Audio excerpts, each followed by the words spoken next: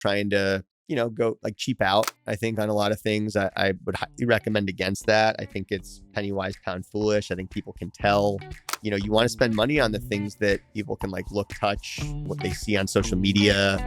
Hire a professional designer, get a stager, get a good shooter. It's crazy to me, like spend money on a shoot, on a lifestyle shoot, get models. So many of these guys, like they actually have a pretty cool product and they skimp out on that. And it's like it looks like a 6 or a 7 out of 10 when in person, it's actually an 8 out of 10, which can help you on reviews. Like there's a balance between like overselling on social and underselling. You can outperform in reviews, but you want it to be like on level.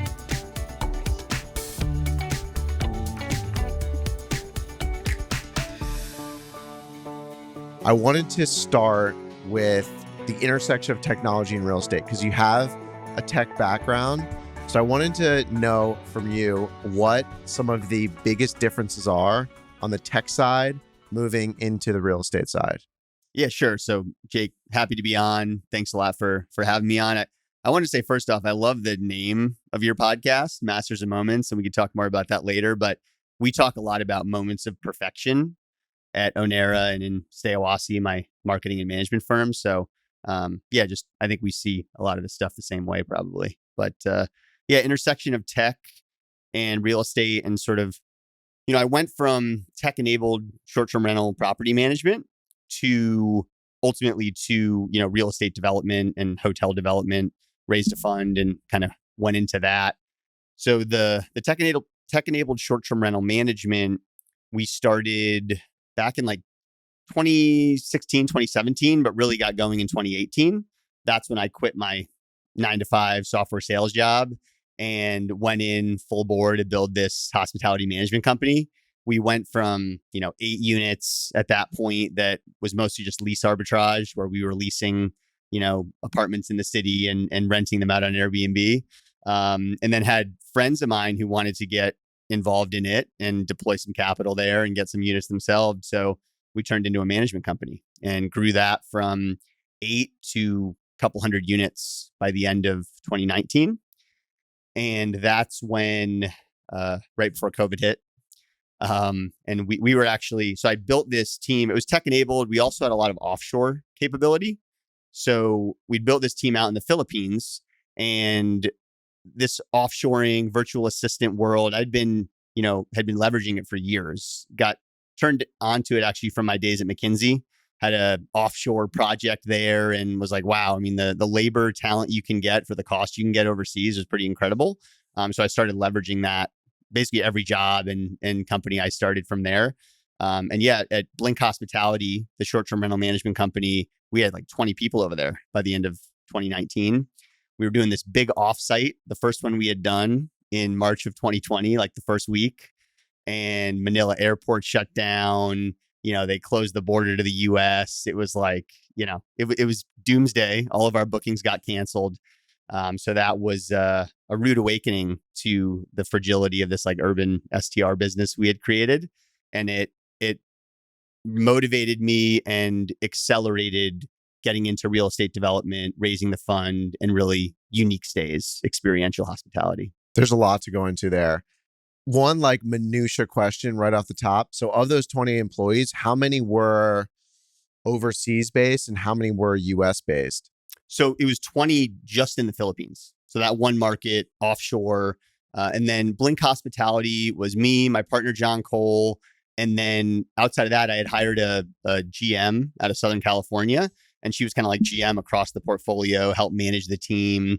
And aside from that, I mean, it was all contract labor, which is something that like I tried to do as I started developing hotels. And now we're actually trying to do more FTEs because, I mean, margins can get hammered from doing all contract. But for STRs, it was great. We go into a new market.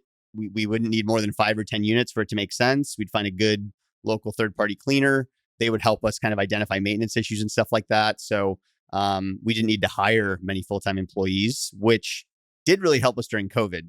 When COVID hit, we could go super lean. We negotiated with landlords because their alternative was like people not paying. So we were able to kind of figure that piece out, and we just didn't have a big staff. Most of our team was very inexpensive labor overseas.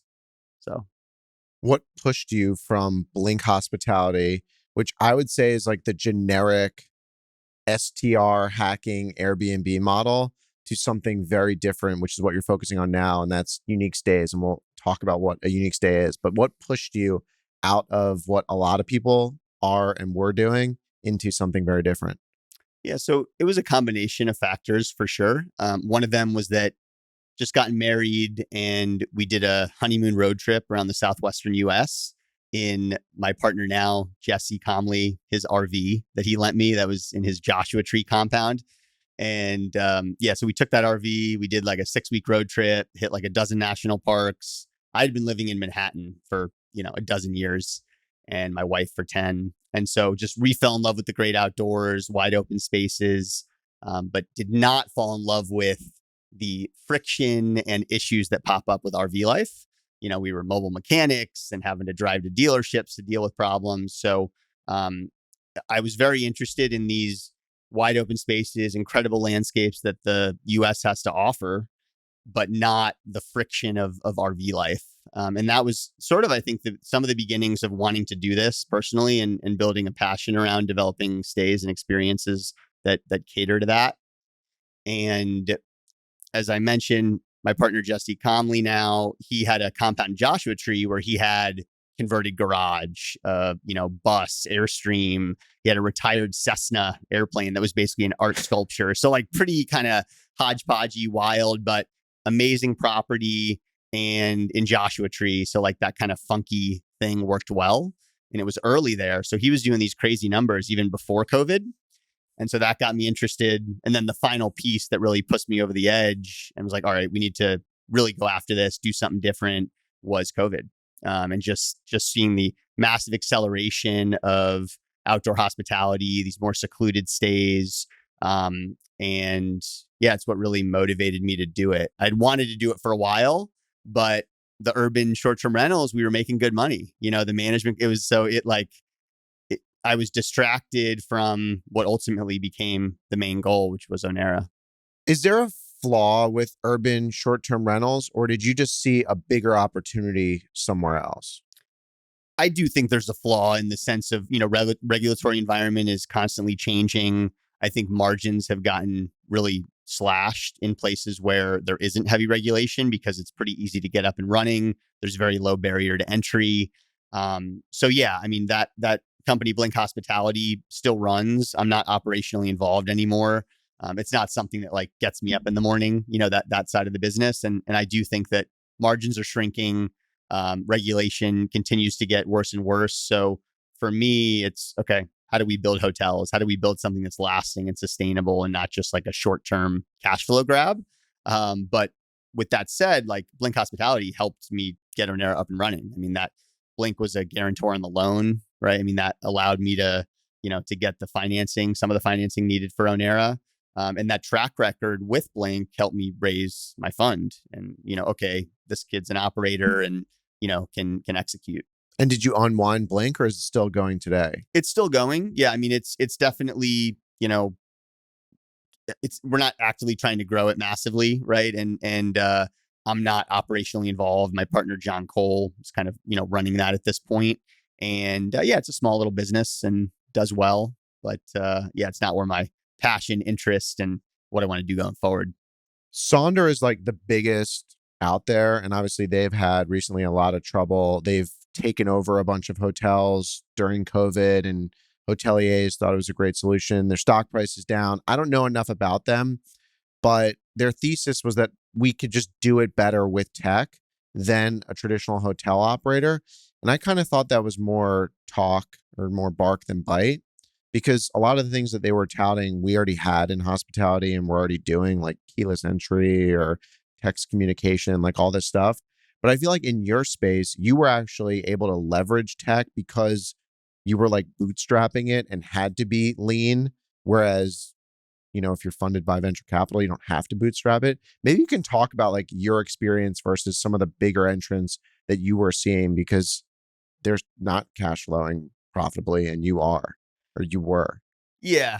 And look, I think there's a big difference between being lean and skimping. I talk a lot on Twitter and LinkedIn about how I've learned not to skimp. I've gone from being a hustler and whether it was skimping on hires or skimping on marketing or on building, and that's really bit me. But yeah, certainly been good at lean. A big part of that's offshore.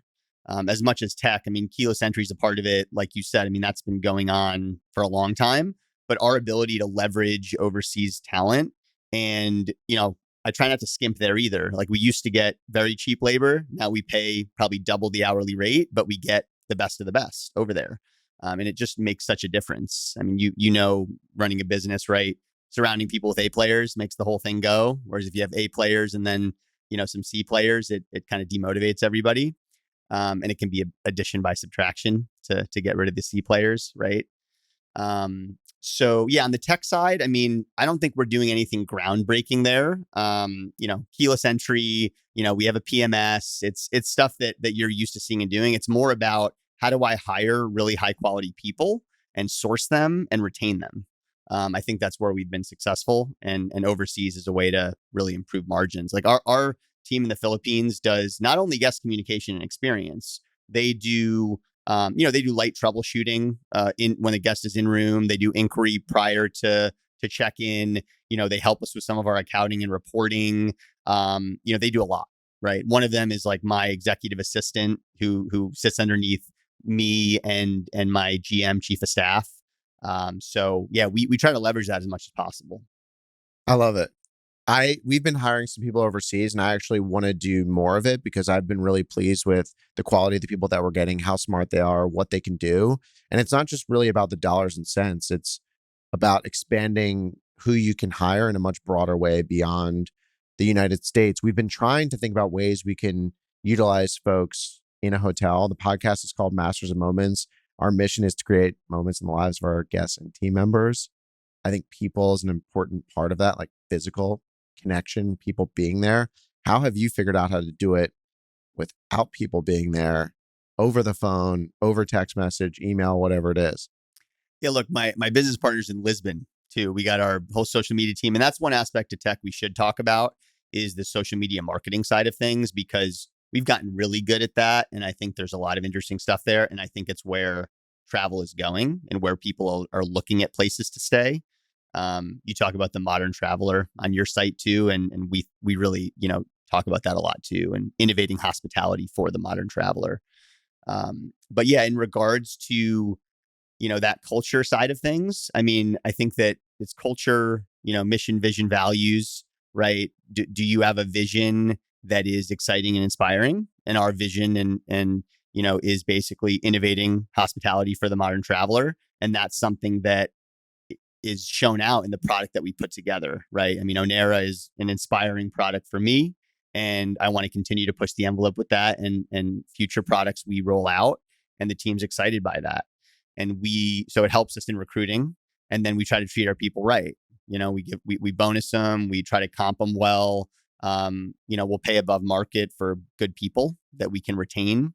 And they believe in the bigger vision. Of course, we do monthly calls that, morale building. And now we have a weekly call with more of the manager level and above, where, we give out like good work award for the week and do that sort of stuff. And I try to be in service of my team as well. So I do a weekly update, every week of what's going on, and, whether it's podcasts where they can hear about, some of the things that I'm thinking about and trying to push the envelope on, or new properties we're looking at, potential deals coming in. So all these things to kind of keep them abreast and keep them motivated. But how are you creating the magic if they're not physically there? I mean, so it's through sharing media, right? Photos and videos of what's going on, writing, right? Whether that's, Twitter or, weekly update, or, Zoom calls. I mean, we use Zoom calls a fair bit as well. But from the guest perspective, so how does a guest have a magical moment with you? Oh, okay. Understood. Yeah. Like, I know how you're running your business, and I want to talk about that too, but how do you create the moment for the guest? Gotcha. On the kind of limited service side of things, like not having a lot of staff on site, is that okay? Yeah. Happy to talk about that. So it's been a strategic choice around Onera, and particularly in times of COVID, there was a sense of we want seclusion, we want privacy as a guest. and we want them to have their own little private bubble. So if I were to up staff, and I think in some areas for future resorts, we would consider, additional staff.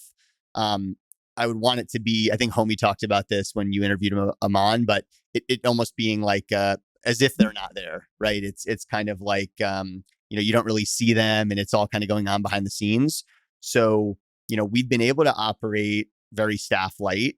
And we want to continue to do that. There's things that we don't think as a company that the modern traveler cares about as much, say, as a traditional traveler, more old fashioned traveler. Things like a front desk, and we may disagree there, but we don't think that a guest needs that. If there's a customer journey that kind of walks them through the whole process and makes them feel comfortable, and it's very clear and easy in terms of how to check in and get into their space, we don't think it's necessary. So we've converted, front desk and lobby areas into, communal spaces for big buyout groups to use, or additional rooms, or, in more of our renovation projects.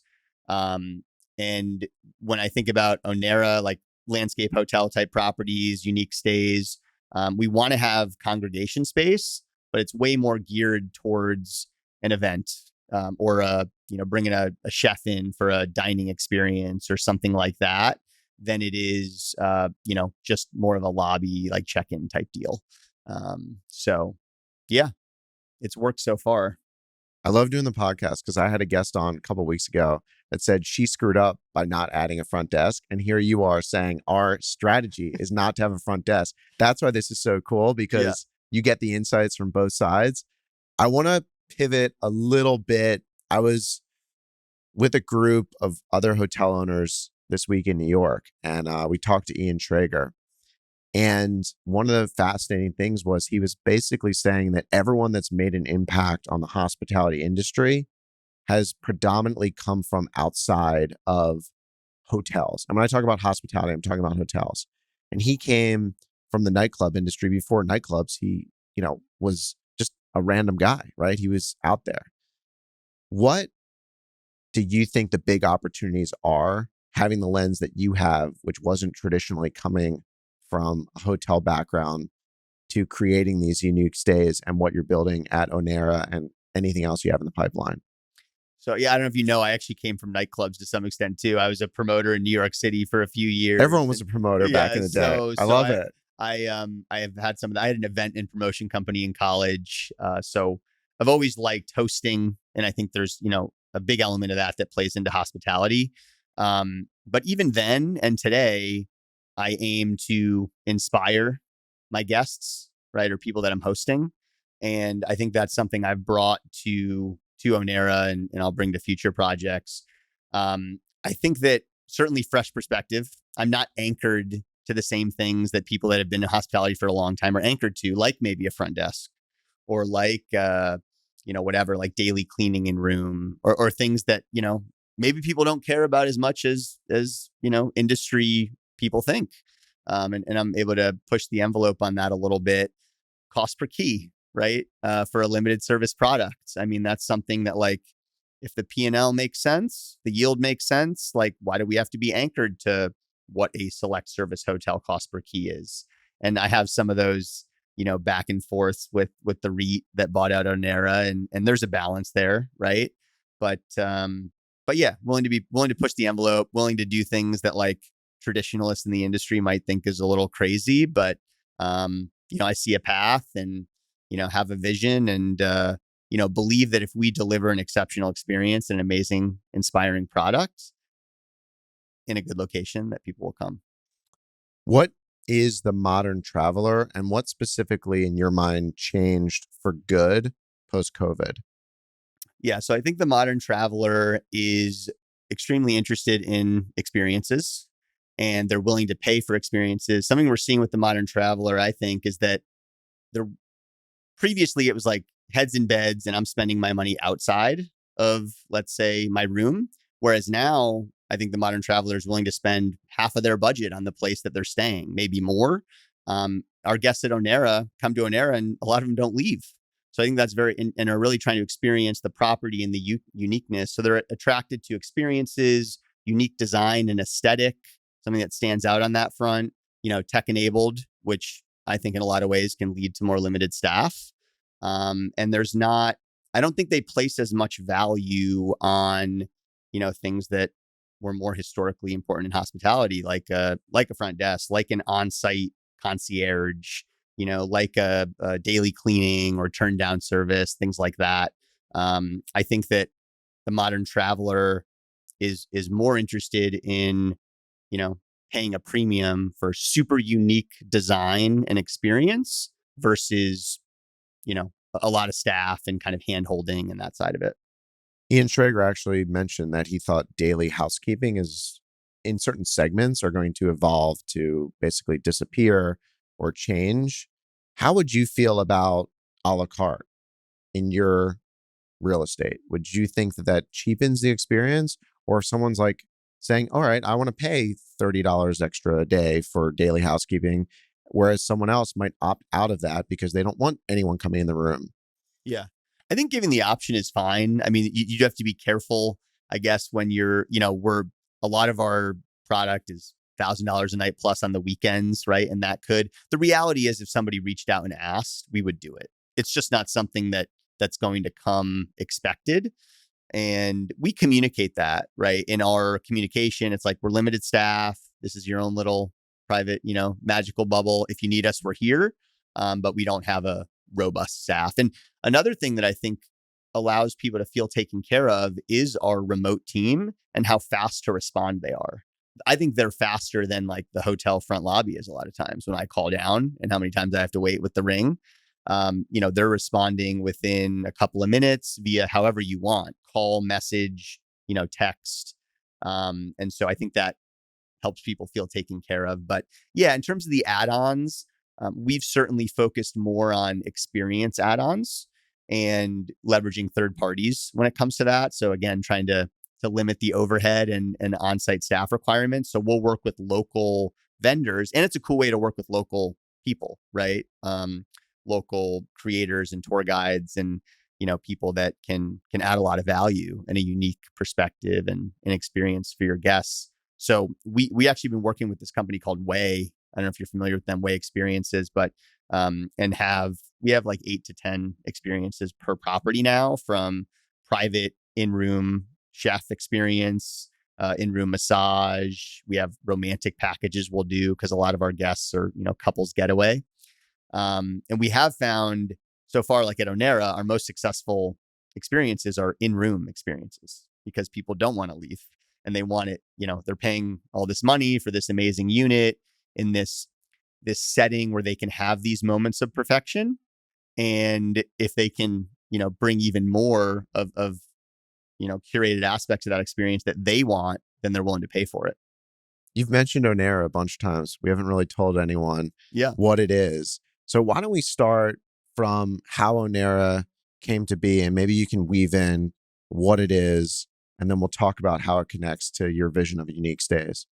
Yeah. So Onera came to be because I mentioned some of it. I did this, road trip, fell in love with the great outdoors, had seen some of these unique stays in Joshua Tree that my friend and now partner Jesse was doing and the numbers he was doing. COVID hit, kind of, decimated a lot of our urban STR business. And that was around the point where I really wanted to move forward with a glamping resort or some sort of landscape hotel. Started looking for land in like April, May 2020. Had some misses along the way, let one slip through my fingers because I wasn't quick enough. One, we spent, a lot of money for me at the time in due diligence. In grand scheme of things, it wasn't that much, and then came to find out that we couldn't do what we wanted to do on that property.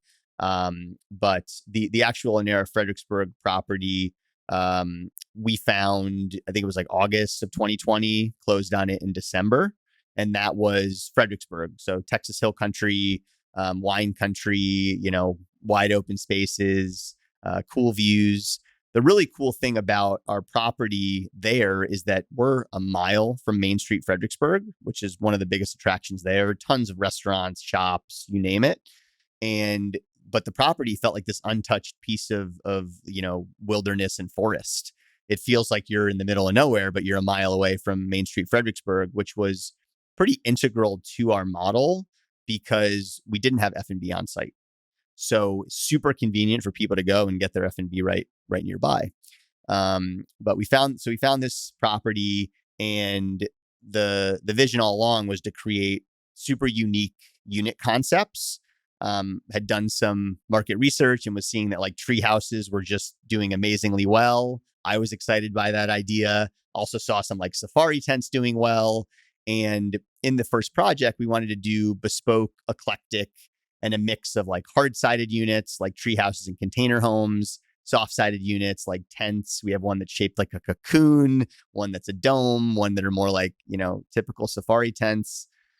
So we wanted to try a bunch of different things, see what would play the best with guests. And so we bought the land December 2020 and started on this path to build this, what I now call a landscape hotel. At the time, we were thinking about glamping resort. My sort of issue with the glamping term and concept is that most of the glamping product out there is this really, it's like a mid-tier offering, right? There's a lot of them are not temperature controlled. They don't have HVAC. They may not even have a bathroom in the unit. And that wasn't what I was trying to deliver at all, right? After my RV experience, I wanted a frictionless, luxury experience, all the comforts of home and then some. And yeah, that's how Onera was born. So wanted to be higher end luxury, and felt like, Under Canvas, Auto Camp, all these other players were more in that mid tier. And there was a gap in the market of people that wanted to pay more for a more luxury experience. What's a landscape hotel? Landscape hotel for me is, it's a hospitality asset hotel that's built into the landscape in some way or another. So we have treehouse units that are, built around trees or within trees. At our new property, Onera Wimberley, we have these hillside units that have vegetated rooftops with native grasses and wildflowers and all this that are growing in the roofs so that it blends into the hillside. And all you see is, this floor to ceiling glass along the front, these beautiful cedar hot tubs and decks facing this amazing view. So it's this sort of beautiful harmony between the landscape and what the property has to offer and is calling for, and creating these super inspiring units that are like additive to that landscape. Why did you do all these different kinds of designs? Was this like a prototyping lab and you had a bigger vision to roll out more of them? Or was it intentional for the design and the experience you wanted to create? So for Onera Fredericksburg, there was certainly a bit of a trial, see what would do better and where we wanted to invest more time and energy into. Onera Wimberley, we actually only have 2 unit types. So a bit of a departure from that. We have the greenhouse style units with the green roofs I was describing. And then we have these treehouse style units, very similar to the Spyglass at Onera Fredericksburg, a little bigger, but still that kind of tube shaped treehouse. So we have 12 of those and 16 of the greenhouses. At Onera Fredericksburg, we have 8 different unit types now. We're doing an expansion there as well. And because we went so bespoke and unique on phase 1, we kind of had to continue that theme with phase 2. So to my architect and GC's dismay, we're doing like another 8 unit types in phase 2, which will bring Onera Fredericksburg from 11 keys to 34. We're doing some multi-unit concepts there as well. We have like an 8 bedroom lodge, which can be bought out, as an 8-bedroom house type thing with a great room that can be a small event space, or we can rent the rooms individually to couples. And then we have a whole bunch of very interesting, unique concepts coming out for the Onera Fredericksburg expansion. Treehouse units,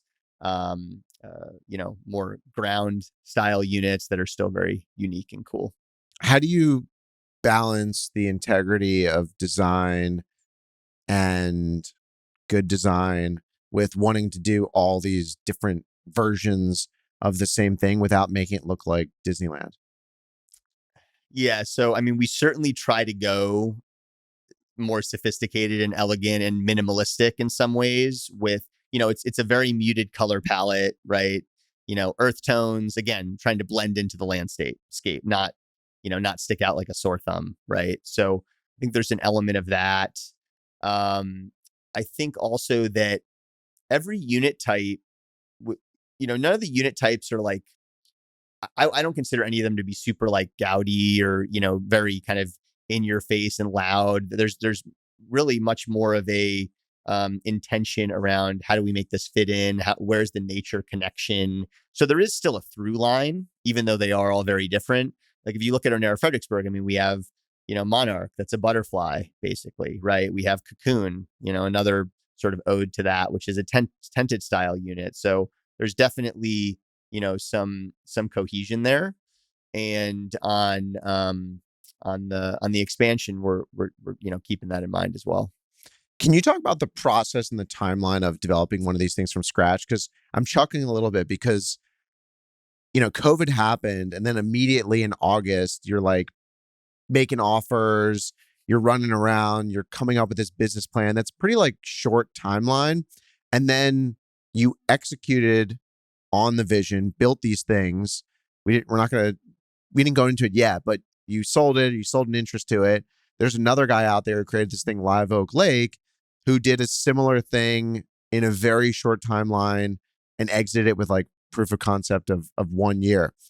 So can you talk through just generally like the timeline when you're going out and finding locations, how long it takes to build? Yeah.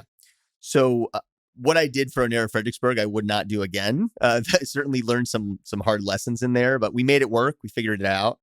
Still has done very well. And how quickly we got it up was a big value add as well. So we purchased the land in December of 2020, and then we started construction January of 21, and we opened our doors November 15th of 2021. That's less than a year from close of land. About 10 and a half months of construction. And, I was managing infrastructure side of it, like below ground utilities. And then my design builder in that project, Artistry, who was more of like a bespoke treehouse builder, not a big GC at all. Right. So worked with them. They were great. I mean, look, they, in collaboration with myself, we came up with Monarch, which has done extremely well. They already had Spyglass out of the box, and I loved that, so we used it as well. So they were great, and they worked into the nights to get this thing done. And with all that said, I now have a GC that does much bigger commercial projects, and we plan the proper way. We don't wing things, right, like I did on my first project. Like Wimberley, we were a year of planning. And I bought both tracks in like September so it was even over a year, September of 21. And then we broke ground, very beginning of this year, like beginning of January. And I think we're going to get a better quality product. And we were also in a market that required more planning.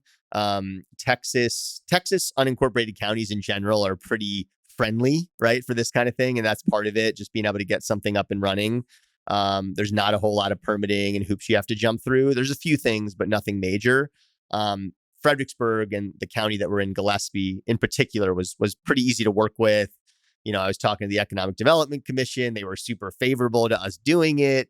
There was a guy in the municipality over there that made a joke like, we don't care if you put cardboard boxes as long as the septic and the fire safety and the couple things they care about were water. Water is actually the big one in Texas. So whatever water district you're trying to develop in, and Wimberley, where Onera 2 is going to be, the water district is particularly challenging. And there's some beautiful, amazing water features in Wimberley that they're very protective of, as they should be. Jacob's Well and Blue Hole and Cypress Creek, which is kind of part of Blue Hole. These beautiful water features that like have run dry for periods of the year when we're in significant drought. So there's a lot of scrutiny around that. We had to spend a lot of time and some money on attorneys and, sort of neighborhood diplomacy and going to the water district. And my GC just did an amazing job with this. Really just making sure that when we were coming up for approval, that unanimously approved, got through, no issues. But it was because we planned the right way, right? For Onera Fredericksburg, there was a lot more of kind of winging it and going for it. And the great thing is with Onera Wimberley, we were coming in on time and on budget because we did the proper planning. With Onera Fredericksburg, we were way over budget. I mean, there was part of it that I was just delusional about cost, right? And COVID supply craziness, and we had imported some stuff from China, which I wouldn't do again. That was a whole nother debacle. And we had big delays there, and labor shortage. So it was, I mean, there was a perfect storm, but some of it was around planning and poor budgeting, which we've learned a lot, and we're much better at today. So maybe you can talk to us about what mistakes you made and what you learned in buying and selecting the site, and then what you learned in constructing the site that you've now kind of pivoted or fixed in the Wimberley project. Yeah. So you said mistakes around buying and selecting the site. Is that what you said? Because you got close on 2 deals at the beginning. What was wrong with those deals? Or maybe the better question is, what do you look for now in properties? Yeah. I in think the ground? I think that probably is a better question. In terms of the two, the ones that I missed out on, one, I was just slow, and I've never been slow again, right? I mean, now, like, I see a place and we're getting that thing under contract that day or within like a day or two. So that has never happened to me again. I generally act with a sense of urgency. I think that's part of what's helped me be successful. It might be the number one thing that's helped me be successful. And I apply that to buying land now as well. And the other property, it was just a deed restriction issue, right? And the seller and listing agent and all this were telling me what I wanted to hear, right? And then upon some further diligence, like, we can't do what we want to do here. There's like a subdivision, and it's like, clear in the rules that we can't do what we want to do. So, I look at those things first now before bringing anyone out to the site to do any sort of site planning or concepting or, due diligence with like my GC and architect. So yeah, those are some learnings there that we've gotten better at. And then in terms of what I look for with land, so first thing is going to be market, right? You're going to pick a market. And when I think about market, what I did with Onera and what I still try to do is try to find markets that have either currently or the ability to have massive outperforming couples units, right? These like smaller, which really is like maximizing revenue per square foot. That's kind of how I think about it. So where is there a couple stay that is doing $100,000, $150,000, $200,000 a year? And how cool and unique is it? And do I think I can beat that? Do I think I can be best in market? Do I think there's even a chance to best those numbers? Even though I'll underwrite to those numbers, do I think there's upside? So that's one way we think about looking at markets. Being driving destination, within 1 to 4 hours of a major market with considerable wealth and people that can afford to stay in a $500, $1,000 a night plus place. Another thing we look for is those same markets that, have wealthy travelers, but have a supply imbalance of just few to no 4 and 5-star hotels. So Fredericksburg, for example, I mean, we have the Albert Hotel coming in, which is going to be, I think, a 5-star hotel. But before that, there was nothing. So you'd have, like the CEO of the REIT that bought out Onera, that was staying with his wife at the roadside motel. And it's like, clearly these people would love to pay 3-4 times as much if there was somewhere nice to stay. So that's all around the market picking. And then in terms of the specific property, so views are I think the most important thing. And that can be a beautiful landscape. It can be views for miles and miles and miles, like we have at Onera Wimberley. Just some of the best views in the hill country, I think. And then I think water features is a big one as well. I've come around on that to, it can also be man-made water features or sort of enhancing what's already there.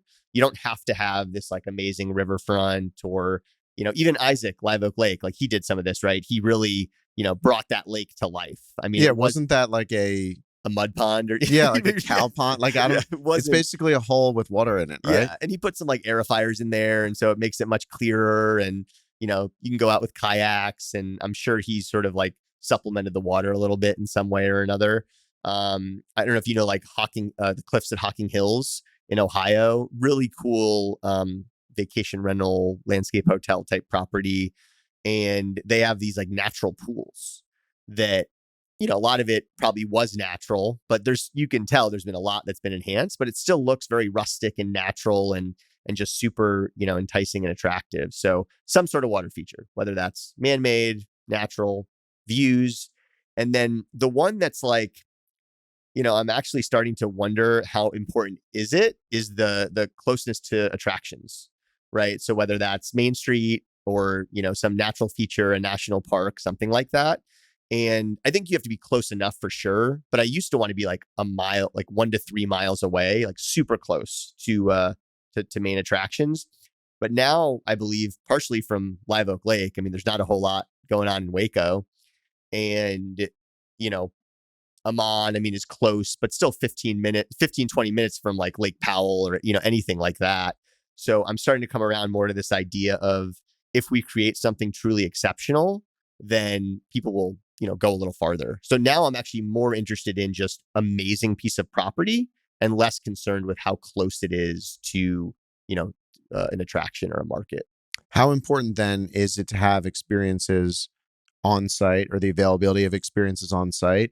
And then I don't know if you're evolving at Wimberley into some sort of amenity that may need to be serviced, like a bar or a campfire cookout, like something like that. Yeah, 100%. I'm glad you brought it up. I was thinking about it, and that's the perfect question. So if we're 15 to 20 minutes out, we're going to need some sort of F&B. That's my view. Onera is a mile from Main Street. There's 50 restaurants you can go to. Like, we don't have to have F&B, but if we're farther out, I think we do. It's a little scary to me because I've never done F&B and I know the margins are kind of tight. But I believe we can with the right partner, right? I would want to partner and have somebody that, knows that inside and out, that I have full faith in and has done it and has a reputation and a draw, and do it with them. And, I still, there's a lot for me to learn and look at on the F&B side. So I'm not going to like act like I know a whole bunch yet. So that's the main one that I think we would need. For Wimberley, we're still like a 3-minute drive from Wimberley Square, like 5 minutes at most. So there's a bunch of restaurants there. We do have an event barn at Wimberley, which is about 85 to 90 person occupancy. Beautiful building. It is, I mean, it's got a whole curtain wall of glass facing this incredible view, gabled ceilings, mix of steel and wood. And it's just a beautiful building. Going to be, I think, one of the nicest ones in Wimberley. So right now that's posited to be a multi-use space. So it could be for a wedding. It could be for a corporate retreat. There's a bunch of different ways, and we have it separated considerably from our pool so that if we want to, we could rent that separately and still allow guests to enjoy the pool area. And there's other things I want to do with it too, though, or try, like, bring a yoga class in, bring a dining experience in, and kind of, again, try more work with those third parties. But look, like, if the right F&B partner approached me, do I think we could be the nicest restaurant in the Hill Country? I do. I mean, it's that level of a building and design and all the rest, that with the right team, if the right opportunity got put in front of me, I think we'd look at it. The challenge for you and others is scale. Mm-hmm. So if you are in Wimberley and let's just say it's maybe in the middle of nowhere, you can't hire an operator to service 10 little units, because if half of the people go in to get a coffee, you're selling like 5 or 10 coffees a day. No one can make money on that. But if you have a destination restaurant that somehow you can convince people to drive to or go to, that is a standalone and then also serves as an amenity to guests, then I think that would work incredibly well, because you're also getting eyes on your units. People are like, wow, I would actually love to stay here. I had a great meal here. Yeah. And you're bringing people to the site to service the restaurant so they can benefit the guests. 100%. And look, I wouldn't put a restaurant in for a 10 unit product. And that's, we haven't done that, right? Onera Fredericksburg's 11 units. We don't have any F&B. Wimberley's 28.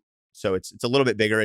Normally I think it's like 34 keys and above is kind of ideal. Who said that? I don't, that's where I heard somewhere. I don't even know. You got to check that fact. Okay. Well, that's a question I want to ask you, because what is the, like, how do you think about scale in that context now as you've experimented with growing them? Because I've seen these things, they're like 10 units. And it's like, wow, we're sold out every night. It's like, okay, but you're 10 units and you're an hour outside of Austin. Like, that's not lighting the world on fire. And then to go replicate that might be challenging.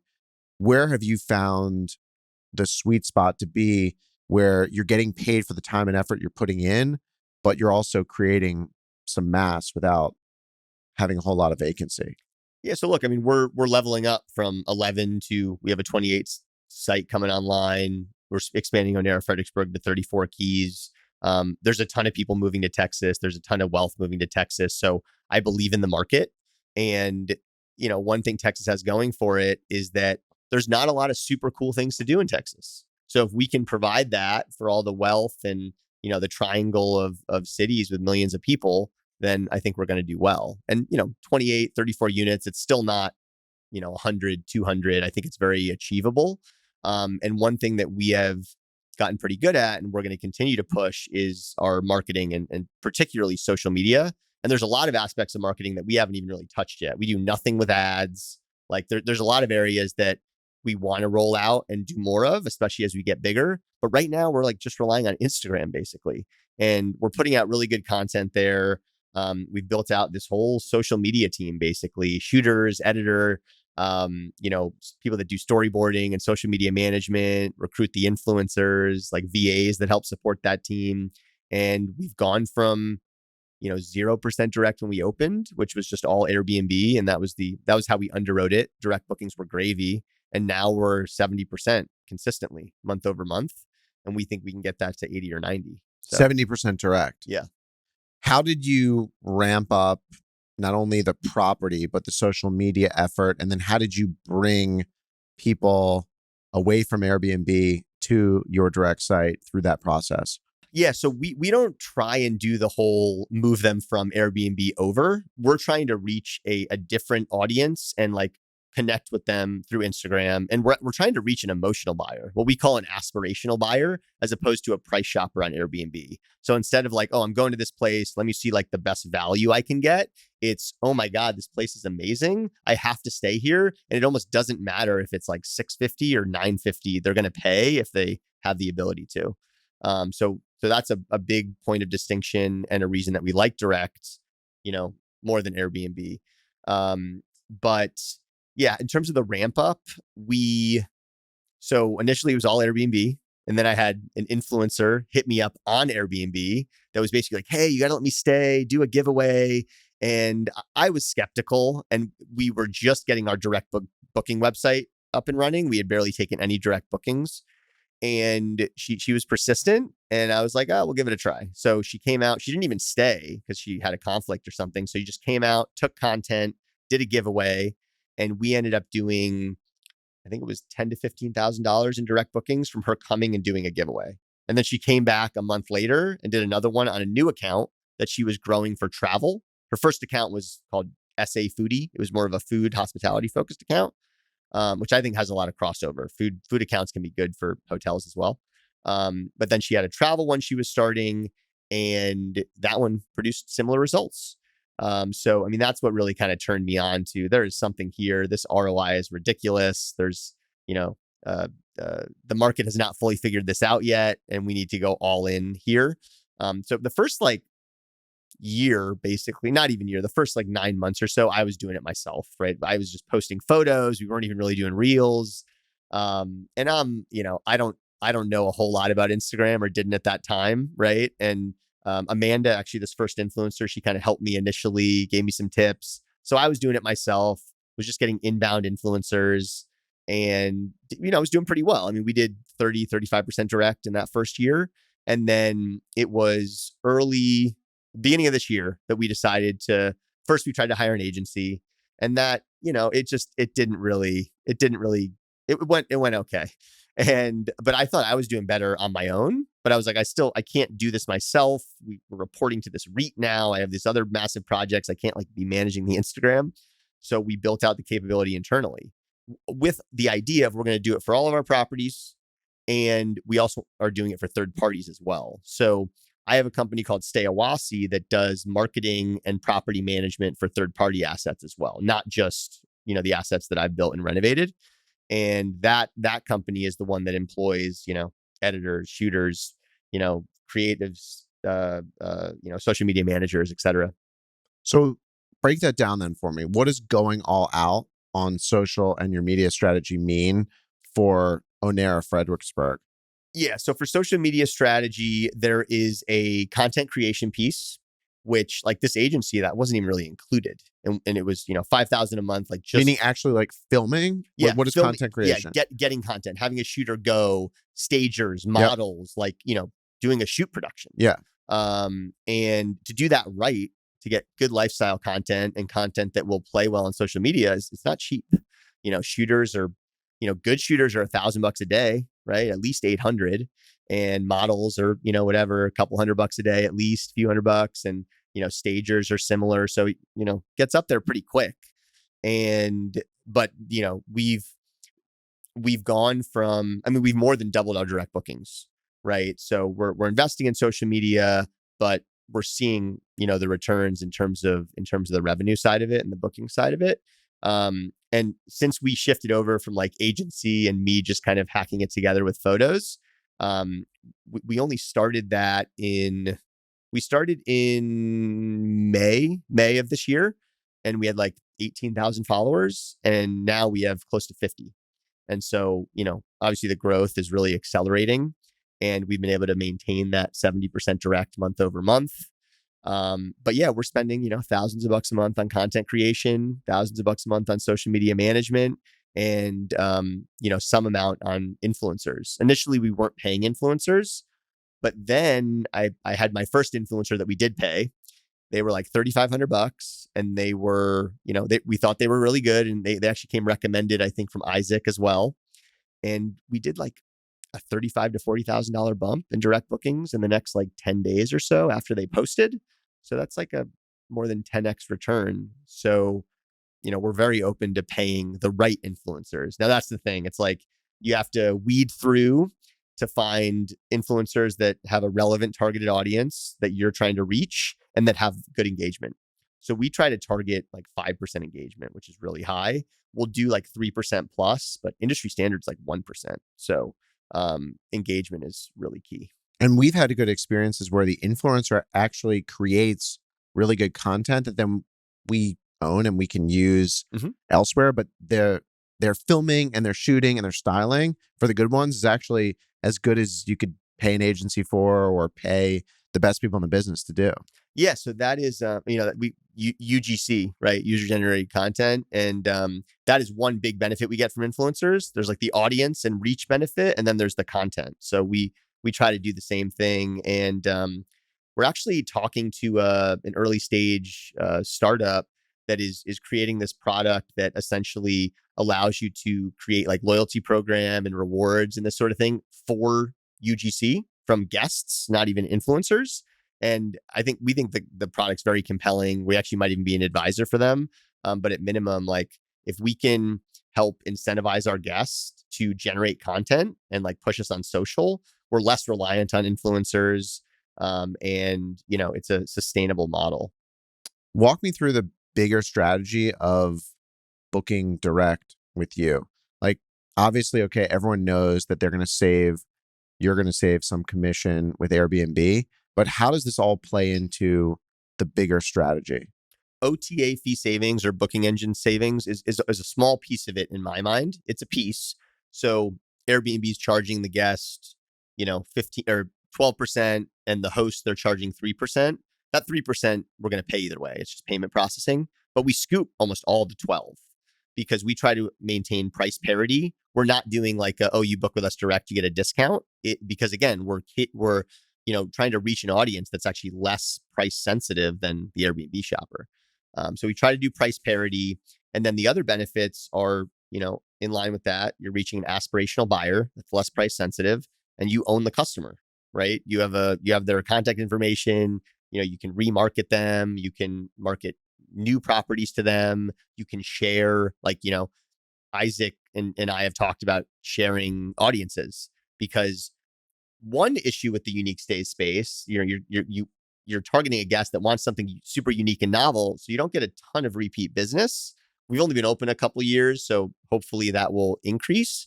But if we can reach people that have been to other unique stays, they're the perfect demographic of traveler that would want to come to, Onera as well. So that's kind of the overarching strategy on why we believe in direct so much and why we want to own the customer. Maybe we'll have to talk about a business plan after, but do you think there's a potential to effectively franchise and create a brand in your space so you can leverage what everyone's doing as long as they meet certain standards and there's consistency, but then you can share the customers throughout?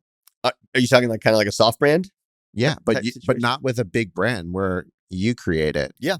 So and then you're calling 10 of your friends and saying, hey, let's all put into this thing. I'm going to own the soft brand and you're all going to pay me a franchise fee, but I'll market to you. It's the same as a hotel.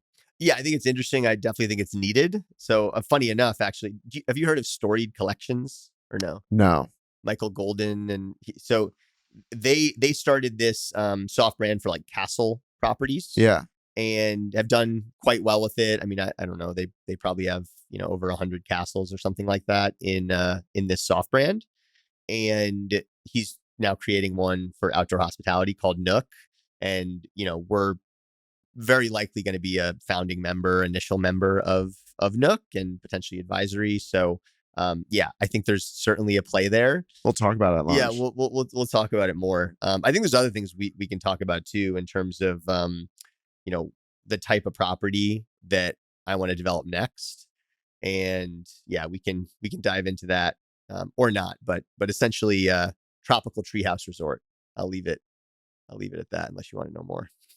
I want to know more. Yeah. So essentially we want to create an exotic fruit farm tropical forest that has these amazing landscape hotel, unique stay style units integrated within the forest. So think like, passion fruits and, cherimoya trees and banana trees and all these things that kind of like envelope the units, and you can pull fruit from them when you're on your, treehouse deck. And, ultimately doing like a farm to table type F&B restaurant on site that leverages a lot of this. So my partner, Jesse, he has exotic fruit farming, as a business, and specifically e-commerce for exotic fruit boxes, like direct to consumer. And market is booming. So we know that you can make about $200,000 an acre, with this exotic fruit farming side of the business. You could have a farm to table, business as well. And then, I think in the right markets, you can do 60 to 80 units, very high end, upwards of $1,000 RevPAR, conservatively $700 or $800. So, I mean, we're talking like, level of, not Amman, but like Amman light, right? Sort of in that universe, and bringing this Bali, Costa Rica, Tulum type experience stateside. So, which, doesn't really exist. So like, we're looking at outside San Diego, we're looking at Florida. Those are the main areas where you can do this. It's called like a permaculture food forest with exotic fruits. So, usually it's zones 10 and 11 are usually the zones that you can do it, which is Florida's mostly 11 and outside San Diego is that 10A, 10B. So I'm going to challenge you though, because you're calling out Amman. Yep. That is 6-star, Yep. full service, fully amenitized. You've had tremendous success with a limited service model. So are you now thinking you want to creep in and add some services, add this farm to table restaurant, or you think you're still going to figure out a way where the luxury is in the built environment and the virtual service that you provide, but not necessarily the on-site human touch service? So we want all, staff that we have to be revenue producing in some way. So that's going to be restaurant and, farm. So we're going to have a lot of staff from that standpoint. So vast majority will be revenue producing.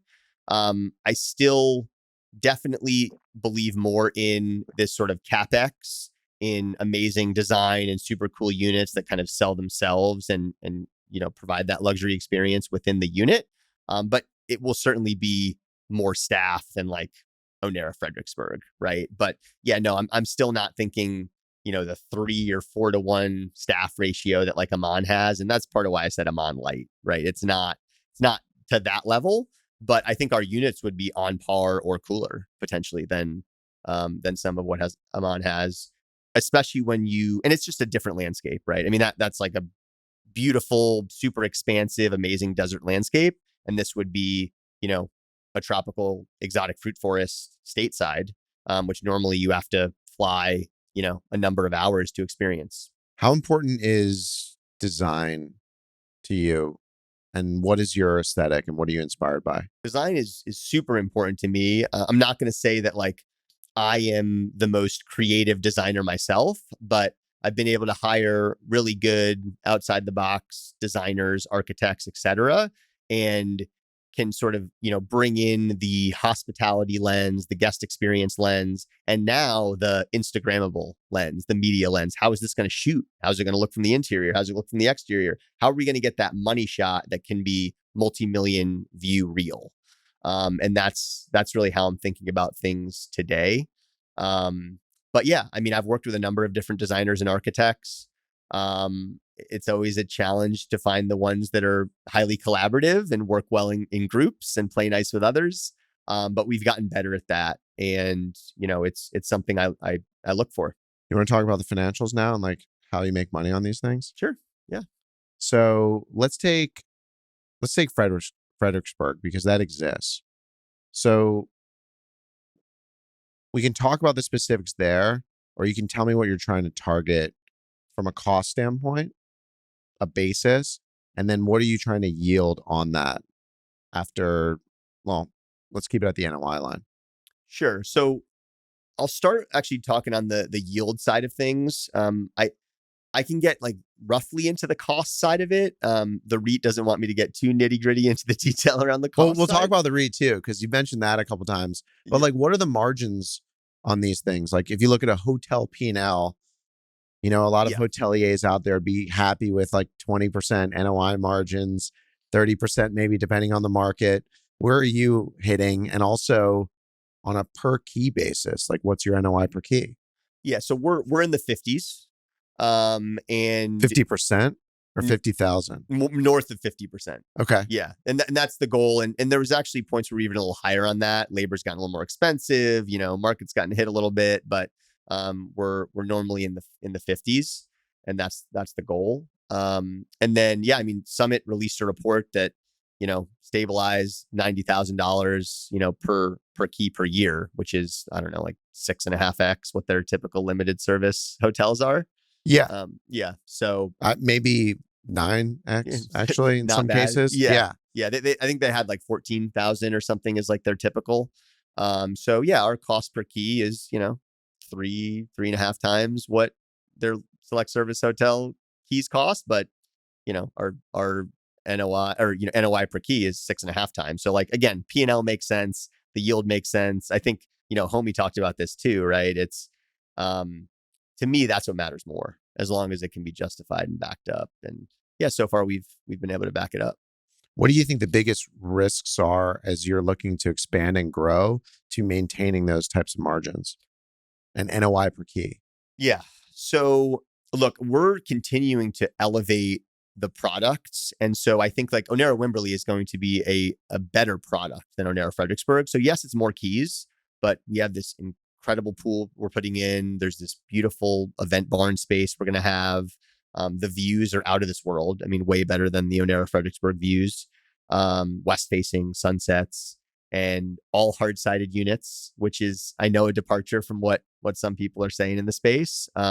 We found that hard-sided units, what people care about is the uniqueness, I think.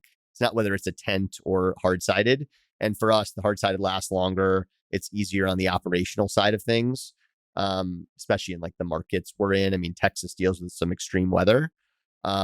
So yeah, we like hard-sided. We like very unique and a very, upscale unit. And so we think that's going to allow us to continue to achieve those ADRs, achieve the occupancy. Wimberley's also only 45 minutes from Austin. So we think we're going to get not only Wimberley and Hill Country travel, but also like somebody coming to Austin that wants to stay somewhere cool, unique, and different, corporate from Austin.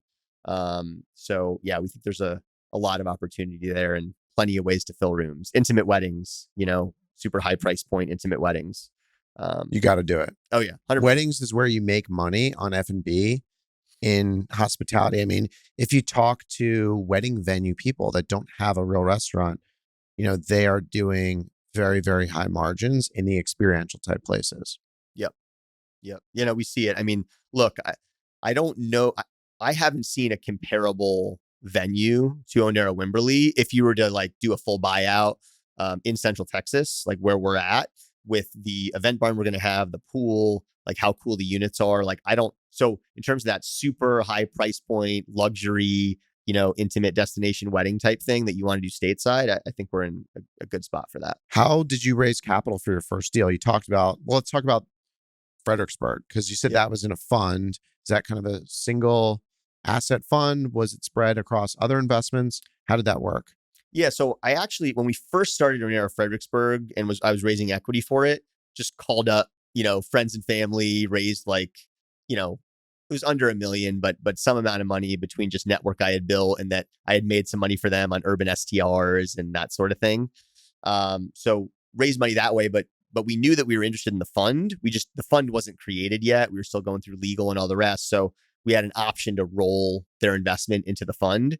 So then we finished the fund, closed on that about 6 months after I initially raised for Onera Fredericksburg. So we rolled that in, which was great because one of the issues with having these types of assets in a fund is that it takes, even with getting that up and running in a year, it's still a year. It's not like you're, spitting out cash flow within a couple months of buying an asset. So, and that fund it wasn't just Onera Fredericksburg. So it includes the equity in Onera Fredericksburg, our hotel in Palm Springs, Spirit of Sophia that we bought and renovated. And it also includes the equity in Onera Wimberley. So that few $1 million fund that we raised, we really sort of stretched it a long way, turned it into, over 35 million in assets. What were the terms of the fund? The first fund we did, it was 8% pref and then 80-20. We have a catch up after that and then 80-20. And then once we hit 25% IRR, it goes to 75-25. And at 30, it's 70-30. But first fund. And I think that, I think we could probably get better economics today, but I was unproven on the development side and, allowed me to build what we have now. So, and do you have a time limit on that fund or can you keep continuing to invest that capital? That is a term fund. So it had a 2-year investment period and maximum 5-year term. It's 3 to 5. And so we have another, about maximum 5 years. So we'll have to exit those. We'll probably sell our now minority stake in the Onera properties, potentially back to the REIT, is one way that we can exit those. And Spirit of Sophia, we need to get stabilized cash flow for a couple of years and, we'll look to potentially have a nice exit on that one as well. What's been the biggest difference between Spirit of Sophia, which is a more traditional hotel, versus the Onera properties? Yeah. So Spirit of Sophia, it's still unique in the sense that we focus on big buyouts. So it's a 23-bedroom hotel, but it's split down the middle with 2 private sides, one that's an 11-bedroom and the other one that's a 12-bedroom. Each has their own nice private pool, hot tub. So we rent it to groups and we've had success there. The biggest differences, I would say on both sides, staffing and labor are challenged for different reasons. Fredericksburg, it's just like there's not a lot of labor. Palm Springs, it's just kind of expensive. So that's been a challenge at both. I would say that direct bookings at Spirit of Sophia, we haven't nailed it yet. We're still doing, we've been pushing Instagram and doing a lot there. And we did about $200,000 in direct bookings, which is about 20% of total revenue in this year is what we're on pace to do. So still good, but not 70%. So trying to figure that out, what content to put out that will really drive direct bookings.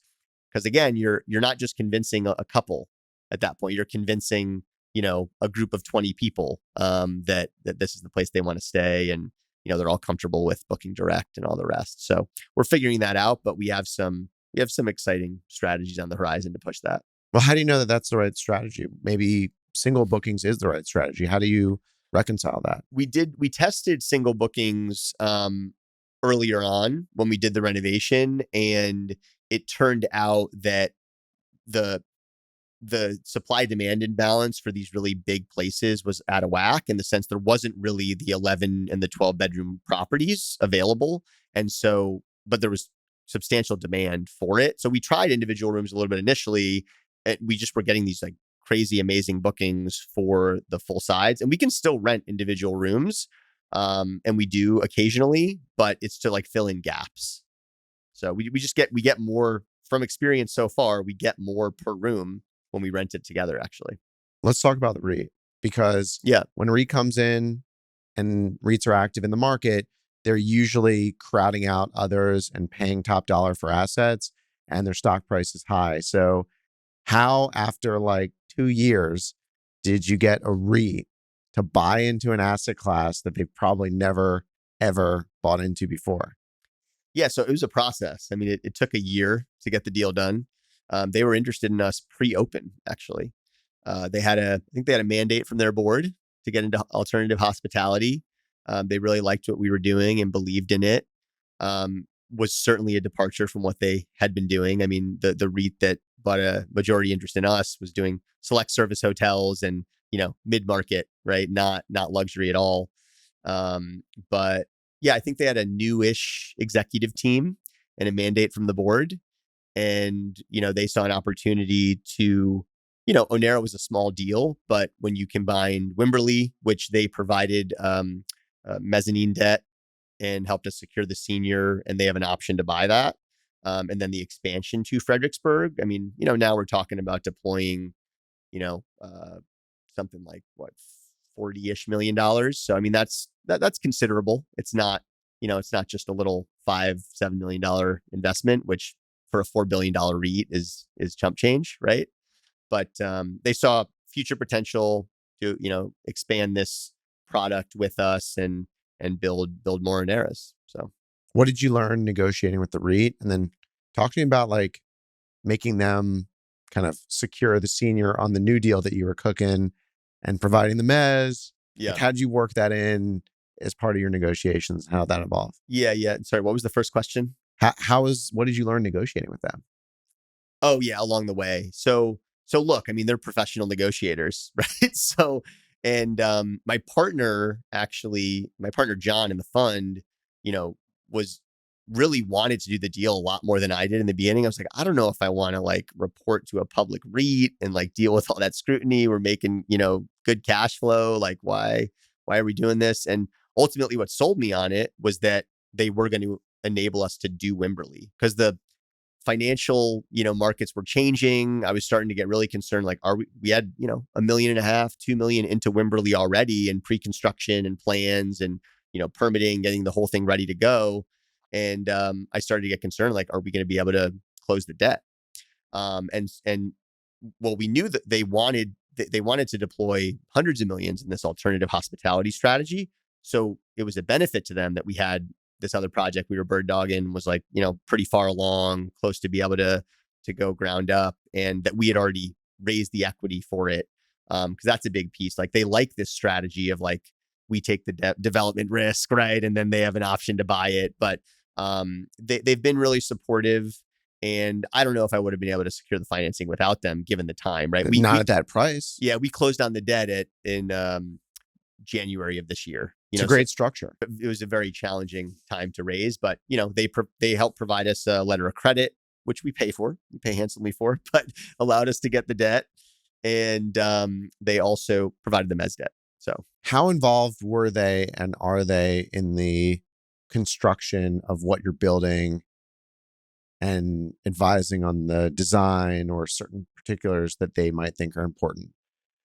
So they really do trust us when it comes to what's going to sell and the design side of things. And when it comes to development, they're very comfortable with my new GC. He's very buttoned up, very good at what he does, on time, on budget. And, architect as well has been really strong. And we just had a design development meeting with them for the expansion of Fredericksburg. And, it was all, rainbows and unicorns. Everybody was super happy. This is amazing. And I mean, we're super excited about it too, but they love what we're doing on that side of things. It's more so on the ops side, actually, right? The ops side where, they come from a very different world and like trying to report to their standards, provide them all the, tracking information they want. Like when it comes to social media, and it's like, we can't give you what you want. And like, all we can tell you is that we're spending more on social and we've doubled direct bookings. And so, and we're trying to get better with that tracking. Like we're going to change our booking engine and, revamp a new website so we can try and get better at tracking that information. But that's been the hardest part. It's more on the ops and reporting than it is on the design and development. We have some back and forth on cost per key and budgeting and all that, but they've been pretty reasonable all told, right? When it comes to, hey, look, like we're commanding a massive premium on ADR and we have high occupancies. So it's going to be a lot more expensive than the limited service hotel you did for whatever, 175 or 200K a key or whatever it is. And you're still managing them. So if they exercise their option on the new deal, maybe they buy you out of the original deal, I would be really afraid of replacing you as manager too. So it almost seems like you are very entrenched from a management standpoint, because they can't just like, in the hotel world, what you do is you can go hire Aimbridge or any of these other big management companies. Yeah. In your space, there's not a million Ben Wolffs like running around. Yeah. They don't have the specialty in this asset class, right? So yeah, we have security there. We have, 5-year management agreement with options. Be hard, relatively hard for them to get rid of us. But I think, again, they want to work with us and they want to keep building and growing with us. So it's a good relationship from that standpoint. Like, I really want to keep the management contracts, right? I mean, I'm very motivated to do well by them. We still own 10%. So there's aligned incentives there. And I'm posting a ton about Onera. It's a big part of my track record. So I want it to be a massive success and continue to like sustainably produce results. So yeah, we're aligned on that front. And yeah, it would kill me to lose the management contract in Onera, right? Like we have it rolling and yeah, you're not going to. Yeah. And it's my baby. So yeah, it works out. It's good for both sides. Well, actually, I want to go back for a second. I was with the CEO of AutoCamp past 2 days, and I didn't ask him. I'm going to ask him. He's coming on the podcast. But during COVID, obviously, everyone wanted these unique stays, and everyone wanted to be in an Airstream trailer in the middle of the woods. How has that changed, if at all, as we're now slowly coming back to more normal life? Others are more accelerated. Some people are working from home. Some people aren't. How has that changed, and where are you seeing bookings going into the future? Yeah. So look, I think sort of across markets, we've seen this big trend in Q3 and Q4 of people going abroad again a lot more. And that's hurt some of this like domestic travel. And we've seen it a little bit. Like our market is down double-digit percentage. We're like, we've been well up most of the year. And then going into Q3, we're closer to flat, right? And Q4 is probably going to look similar. Like to like unit basis. Similar in hotels, by the way. Yeah. In a lot of markets. Some markets that never recovered are still recovering, but the hot ones are flat or down. Yeah. From last year. Yeah. Last year was so good. So look, I think that's going to, flip back at some point. Like people got to get the abroad travel out of their system. They'll come back and it'll land somewhere in the middle. I personally have a belief that the cream will rise. And we talk about this like race to the top. In our space, there's so much product flooding the market that's more that mid-tier. And I fear for those guys because, what differentiates you at that point? Whereas for us, I mean, high price per key, we're offering a lot of amenities, very unique design. We're always pushing the envelope on that front and we're paying for it. It's not cheap to build the kind of properties we build, but we have a pretty substantial competitive moat and we have that like wow factor. That doesn't, it's not just like a flash in the pan where, oh, this new glamping property popped up and it's kind of just like all the other ones, right? Like we're trying to push the envelope where people, stop scrolling, right? What are the common mistakes that when you think of your competitors or people trying to do what you do, what are the most common mistakes they make? Or missed opportunities? Skimping. Yeah. What I talked about before, right? Trying to, go like cheap out I think, on a lot of things. I would highly recommend against that. I think it's penny wise, pound foolish. I think people can tell. And you want to spend money on the things that people can like look, touch, and what they see on social media. And I think sometimes like, hire a professional designer, get a stager, get a good shooter, like it's crazy to me, like spend money on a shoot, right? On a lifestyle shoot, get models. So many of these guys, like they actually have a pretty cool product and they skimp out on that. And it looks like a 6 or a 7 out of 10 when in person, it's actually an 8 out of 10, which can help you on reviews. Like there's a balance between like overselling on social, and underselling. You can outperform in reviews, but I still think you want it to be like on level, right? You want to be putting out to the world an accurate reflection of what your product is, but you don't want to undersell it either. So that's probably the biggest one. I think people skimping on marketing, media, and like interior finishes, design, furnishings, communal amenities, things like pools and hot tubs.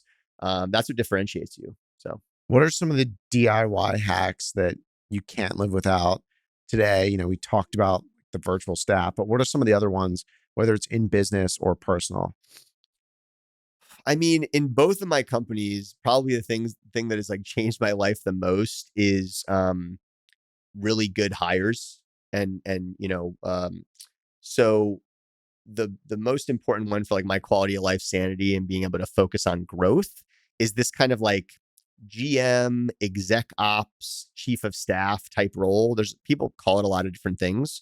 And the guy in StayOasi is Tom, who is, my GM, chief of staff. And, he can run interference to deal with so many things so that I don't have to deal with them and handle, 70, 75, 80% of what I otherwise might have to do. And I had a similar situation with Blink. The reason I did it was preparing to get married.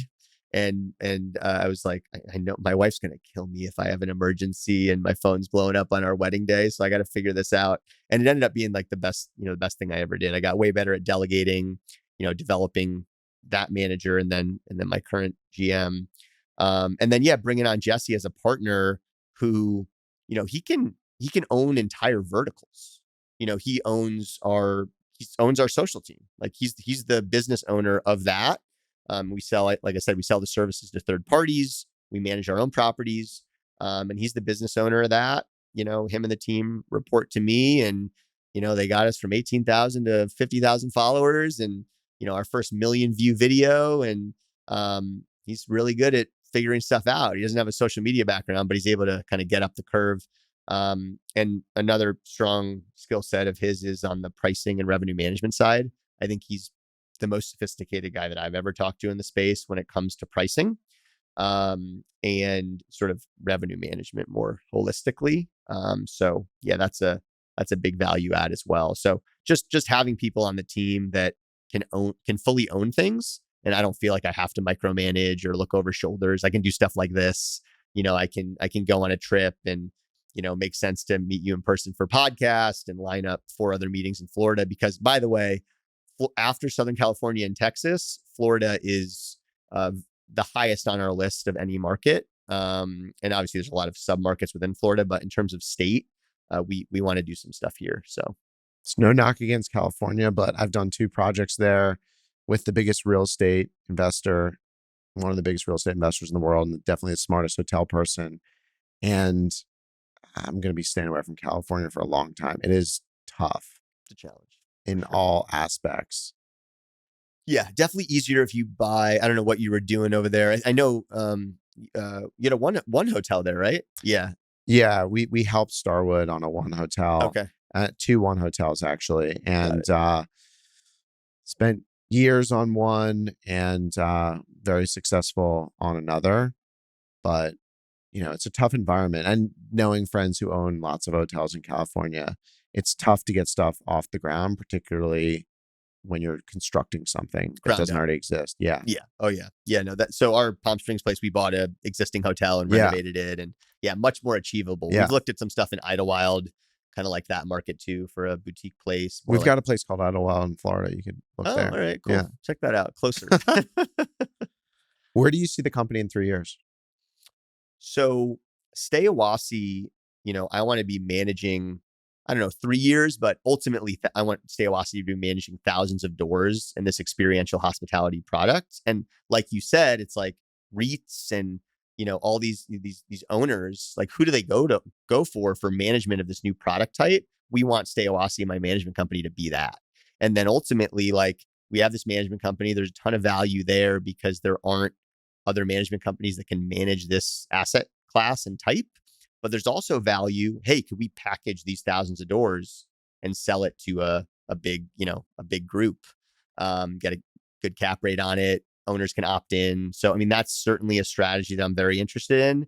And I want to build some incredible experiential hotel developments like the tropical treehouse resort. And, I got some other ones brewing, but hopefully there'll be at least a few in the works by then. Let's do one together. Be fun.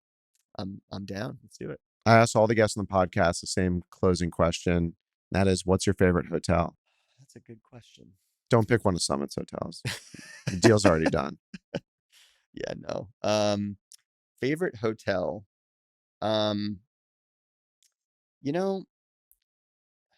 think I'm going to pick one relatively close to home. I really liked the Nomad in New York City when I was there. I was a big fan. Loved the design. I just love Flatiron in general. Restaurants great. Bars great. No longer exists, actually. Oh yeah, it's called the Ned. Oh yeah. Wow. I haven't been to New York in that long. That's so bad. I like South Congress Hotel a lot in Austin. That's where me and my wife usually stay when we want to do a little staycation.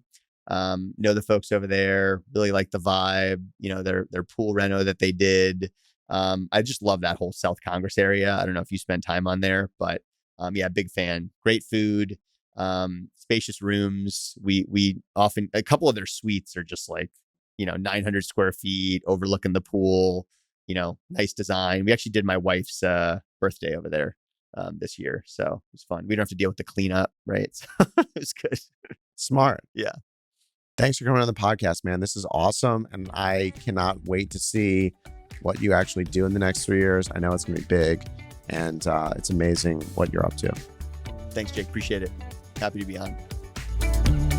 Hey, everyone. It's Jake here. Thanks again for joining me on this conversation. Be sure to subscribe on Apple Podcasts, Spotify, or YouTube. Lastly, don't forget to follow me on Twitter @JWurzak. I'll see you in the next episode. Jake Wurzak is the founder and CEO of Dove Hill Capital Management. All opinions expressed by Jake and his guests are solely their own and do not reflect the opinions of Dove Hill Capital Management. This podcast is for informational purposes only and does not reflect or represent real estate, financial, or investment advice.